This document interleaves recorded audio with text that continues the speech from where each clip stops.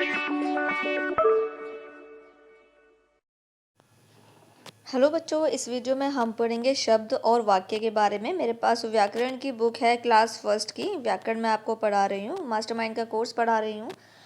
बाकी के और चैप्टर 1 से लेकर 4 तक हम लास्ट वीडियो में कंप्लीट कर चुके हैं। इस वीडियो में हम चैप्टर नंबर 5 को पढ़ेंगे। पहले चैप्टर को समझेंगे और उसके बाद इसका जितना भी बुक वर्क दिया हुआ है उसको भी पूरा करेंगे। तो चलिए शुरू करते हैं। तो बच्चों, क्या आपको पता है कि शब्द और वाक्य क्या होते हैं? देखिए, पिछले वीडियो में हमने पढ़ा था कि वर्ण क्या होते हैं, स्वर क्या होते हैं, लेकिन इसमें हम पढ़ेंगे कि वर्णों से शब्द बनते हैं और शब्द से कैसे वाक्य बनते हैं। शुरू करते हैं। मुंह से निकली ध्वनियों से वर्ण बनते हैं, जैसे कि हम पिछले चैप्टर में पढ़ चुके हैं। मुंह से निकली जो ध्वनि होती हैं, छोटी छोटी जो ध्वनि होती हैं, उससे क्या बनते हैं? उससे वर्ण बनते हैं। और वर्णों को जोड़कर शब्द बनते हैं। और सभी शब्दों का कोई ना कोई अर्थ होता है। जैसे कि देखिए, कमल, गुलाब, मटर। तो देखिए, जो वर्ण है, वर्ण क्या है? क, मैं, ल। तो ये क्या है? ये वर्ण है। लेकिन इन तीनों को जब मिला देंगे तो क्या बन जाएगा? कमल बन जाएगा, जिसका एक मतलब निकल रहा है, जिसका एक अर्थ निकल रहा है। अगला वर्ण देखते हैं। ग, उ, गु। तो ये वर्ण है। ल, आ, ला वर्ण है। ब, तो ये वर्ण है। और इन्हीं सबको वर्णों को मिलाकर बनता है एक शब्द, जो है गुलाब, जिसका एक अर्थ निकल रहा है। मैं, ट, र। तो ये क्या है? मैं, ट, र। तो ये क्या है? ये वर्ण है। और अगर हम तीनों को मिला देंगे तो ये क्या बन जाएगा? मटर बन जाएगा, जो कि एक शब्द बन गया, जिसका एक अर्थ निकल है। क्योंकि मैं का कोई अर्थ नहीं निकल रहा, ट से कोई अर्थ नहीं निकल रहा, र से कोई अर्थ नहीं निकल रहा। लेकिन जब हम इनको मिला देंगे, वर्णों को मिला देंगे, तो जब एक शब्द बनेगा, उसको जब एक मतलब निकलेगा, जब एक शब्द बनेगा और उसका मतलब निकलेगा, तो वो क्या है? वो एक शब्द है। अब देखिए आगे। आपने देखा कि वर्णों को जोड़कर शब्द बनते हैं, परंतु यदि वर्णों को सही क्रम में ना रखा जाए, मान लो ये जो वर्ण दिए हुए हैं ये आगे पीछे लिख दिए जाएं, तो फिर उसका जो शब्द बनेगा उसका कोई भी मतलब नहीं बनेगा, तो फिर वो शब्द नहीं है। अगर कोई मतलब नहीं बन रहा है तो इसका मतलब क्या है? कि वो शब्द नहीं है। जैसे कि ल, कै, मैं, लकम, कुछ मतलब बना इसका? नहीं बना। बैल, लागू, बलागू, तो इसका भी कोई मतलब नहीं बनता। रै, मैं, टेरमट, कोई मतलब नहीं बनता। तो उनका मतलब भी निकल कर आना चाहिए, उन शब्दों का अर्थ भी निकल कर आना चाहिए, जब उन्हें शब्द कहा जाता है। इसके बाद देखिए, वर्णों के सही मेल को शब्द कहते हैं। वर्ण अगर सही क्रम में लिखे हुए हैं, उनका मतलब निकल के आ रहा है, तो उसको शब्द कहेंगे। आगे देखिए वाक्य। अब हम पढ़ेंगे वाक्य के बारे में कि वाक्य क्या होते हैं। जैसे वर्णों के सही मेल से शब्द बनते हैं, वैसे ही शब्दों के सही मेल से वाक्य बनते हैं। अब देखिए, हमने शब्द बनाना तो सीख लिया।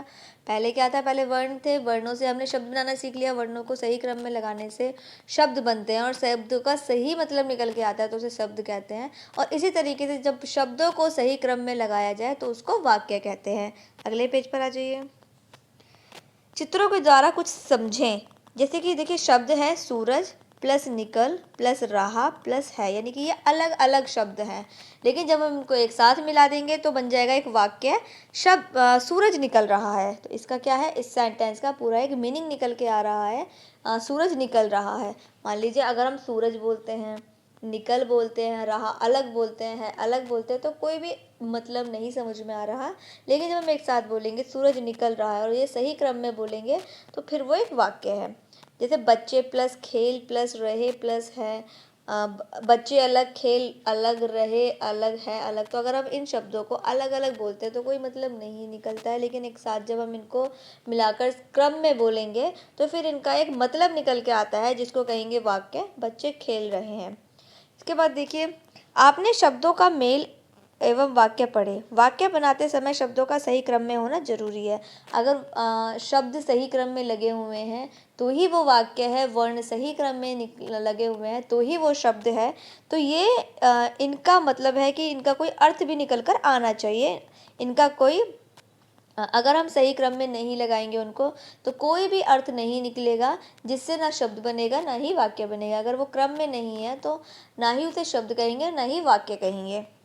अब देखिए, जैसे यहाँ पर एग्जाम्पल दिए हुए हैं। रहा है निकल सूरज, है खेल रहे बच्चे, उड़ उड़ है मैं रही आकाश चिड़िया। तो कोई मतलब ही नहीं आ रहा, कुछ समझ में ही नहीं आ रहा है।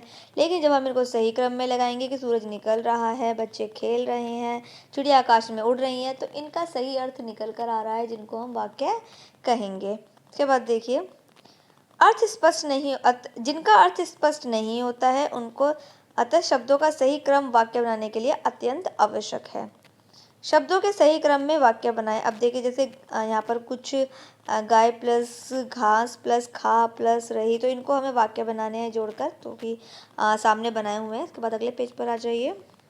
अगले पेज पर दिए हुए हैं कुछ प्रश्न और लिखित प्रश्न, जो कि अब हम करेंगे क्योंकि हम शब्द भी समझ चुके हैं और वाक्य भी समझ चुके हैं। तो देखिए फर्स्ट वाले प्रश्न में पूछा है शब्द कैसे बनते हैं। तो कैसे बनते हैं बच्चों? वर्णों के सही क्रम से शब्द बनते हैं। आंसर वहीं लिखा हुआ है, चेक कर लीजिएगा। वाक्य किस प्रकार बनते हैं? तो वाक्य किस प्रकार बनते हैं? वाक्य शब्दों के सही क्रम में होने से वाक्य बनते हैं। अगर शब्द सही क्रम में लिखे हुए हैं तो वो वाक्य कहलाएंगे, और वर्ण सही क्रम में लिखे हुए हैं तो वो शब्द कहलाएंगे। इसके बाद देखिए सही उत्तर के आगे टिक करना है। जैसे वर्णों के सही मेल से क्या बनते हैं? शब्द बनते हैं। वाक्य किसके मेल से बनते हैं? शब्दों के मेल से बनते हैं। वर्णों के सही मेल कौन सा शब्द बनेगा? देखिए यहाँ पर दिया हुआ है तय प्लस रै प्लस बू प्लस जय, तो क्या बनेगा? तरबूज। रमन सोता है, शब्दों का सही वाक्य है रमन सोता है। अब देखिए यहाँ पर जो है पिक्चर्स दी हुई हैं और जो वर्ण है वो आगे पीछे करके दे दिए हैं, तो हमें ये सही करने हैं, पिक्चर भी देखनी है और इनको जो है शब्दों में कन्वर्ट करना है, सही शब्द बनाने हैं। तो मैंने यहाँ पर फिल कर दिया, आप फिल कर लीजिए और अगले पेज पर आ जाइए। कुछ यहाँ पर एक्टिविटी वर्क भी दिया हुआ है। तो देखिए यहाँ पर नीचे दिए गए निर्देश के अनुसार उदाहरण देकर 3-3 शब्द बनाने हैं। जैसे 2 अक्षर वाले शब्द, 3 अक्षर वाले शब्द, 4 अक्षर वाले शब्द लिखने हैं और राइमिंग्स की तरह लिखने हैं। जैसे नल, कल, बल, दल, कलम, मटर, कमल, बतख। तो इस तरीके से कंप्लीट करने हैं। इसके बाद गलत शब्द पर गोला बनाना है,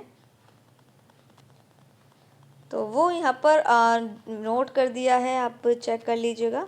तो देखिए मैं आपको बता दूं, जिस पे सर्कल बने हुए हैं उन पे सर्कल नहीं बनाना है। इनफैक्ट जो सर्कल जहाँ पर सर्कल नहीं बने हुए हैं वो गलत हैं, तो गलत पर सर्कल बनाना है आपको।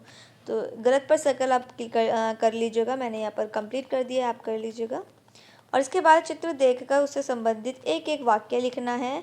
तो एक एक वाक्य आपको लिखना है पिक्चर देखकर। ये यहाँ पर मैंने वैसे फिल कर दिया, आप भी अपनी तरफ से बना सकते हैं। यहाँ पर हो गया चैप्टर कंप्लीट। आने वाली नेक्स्ट वीडियो में हम चैप्टर नंबर 6 को पढ़ेंगे।